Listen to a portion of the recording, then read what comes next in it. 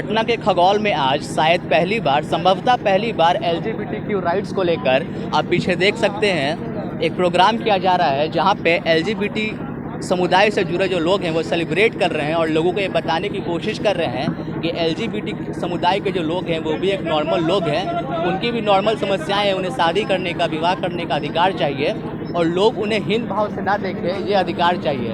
अभी LGBTQ से जुड़े समुदाय से जुड़े कुछ लोग हैं, उनसे बात करने की कोशिश करते हैं। मैम, आप आज यहाँ क्यों आई हैं? आज हम प्राइड को सपोर्ट करने आए हैं। This is not just pride, this is just our festival. We are celebrating this as a festival, so this is very important for us and we are here for supporting pride. And do you think by organizing these type of events, you can get what you want?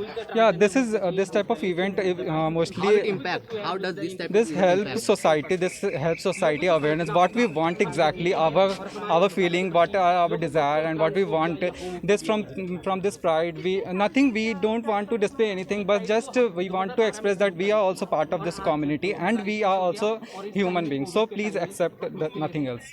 Okay, ma'am. Except from acceptance, that you don't get acceptance from society, what are the other issues you face in day-to-day life? Other thing is that we in road भी bully किया जाता है या फिर हम लोगों को कहीं भी एजुकेशन में आगे बढ़ने से बहुत लोग रोकते हैं।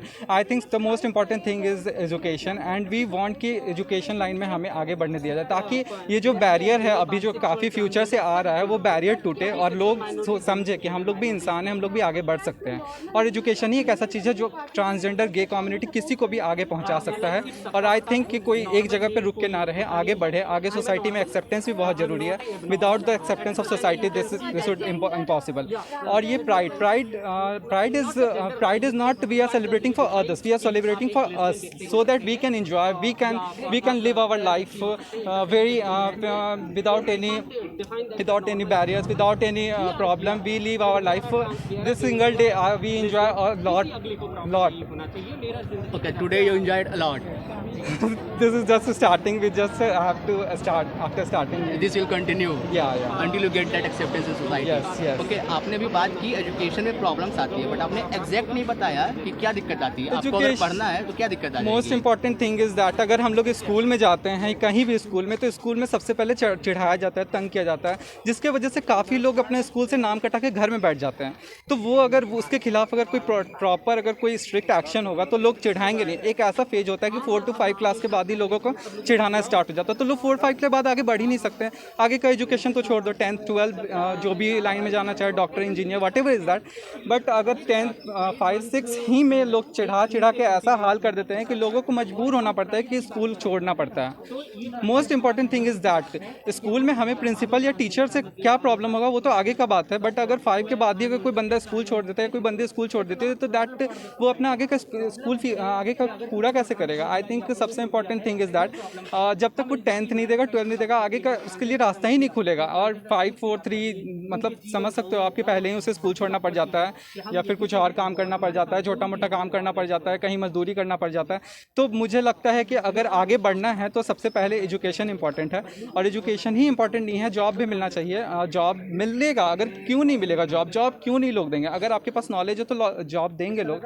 बट 5, 6, 7 जो भी बोल रहे हैं कि प्राइमरी स्कूल के टाइम से ही हम लोगों को अगर चिढ़ा के ऐसा हाल किया जाता है कि कुछ लोग तो पहले ही स्कूल छोड़ देते हैं। तो अगर एंटी बुलिंग लॉ ले आया जाए तो वो अच्छा इम्पैक्ट डालेगा, अच्छा इम्पैक्ट होगा, लोग आगे बढ़ेंगे, लोग बिना डर के आगे बढ़ेंगे और लोग चिढ़ाने का नहीं सोचेंगे। अगर लोग चिढ़ाने वाले भी डरेंगे तो वो आगे बढ़ेंगे ऑब्वियसली। ओके, आपने भी बुलिंग की बात की, मगर कई बार ये देखा जाता है, बहुत बार हम ट्रेन्स में देखते हैं या किसी के यहाँ अगर नया बच्चा होता है तो वहाँ देखते हैं कि बुलिंग आप लोगों की तरफ से भी होती है, मतलब LGBT कम्युनिटी से जुड़े लोग हैं उनकी तरफ से बुलिंग किया जाता है, पैसे की उगाही की जाती है ज़बरदस्ती। आप एक बात बताओ, किसी भी जूनियर, किसी भी कम एज वाले LGBT कम्युनिटी से आप मिले हो? नहीं मिले हो। वो लोग ऐसे पत्थर हो जाते हैं आगे जाते जाते कि उन लोगों को इतना चिढ़ाया जाता है, ना कि सिर्फ स्कूल में, कॉलेज में, रोड पे वो लोग तंग। अगर वो लोग अगर स्ट्रिक्ट स्ट्रांग नहीं, मुझे पता है कि गलत करना गलत है, लेकिन अगर वो लोग स्ट्रांग और बोल्ड नहीं होंगे ना तो उन लोग को जीना भी मुश्किल है सोसाइटी में। सोसाइटी में लोग ऐसे हैं कि जो लोग अपने घर में आवाज़ नहीं उठा सकते, कुछ बोल नहीं सकते हैं, बट हाँ लोग अगर अकेले किसी किन्नर, ट्रांसजेंडर, गे को देखेंगे तो चिढ़ाने के लिए आगे बढ़ेंगे, भले वो खुद कमज़ोर हों बट वो आगे बढ़ते हैं। तो वो लोग इतने मजबूत नहीं होंगे तो वो लोग कैसे जिएंगे। आपका परिचय? मेरा परिचय है Sheela, I am from Patna Kankarbagh. आप पटना से हैं, शीला। Yeah. Thank you. तो ये आपने सुना, शीला बता रही थी कि LGBTQ कम्युनिटी से जुड़े लोगों को क्या क्या दिक्कतें आती हैं।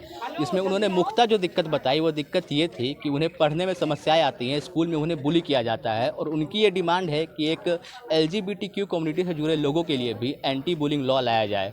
धन्यवाद। आप देख रहे थे नेक्स्ट जन बिहार, मैं आदर्श गौतम।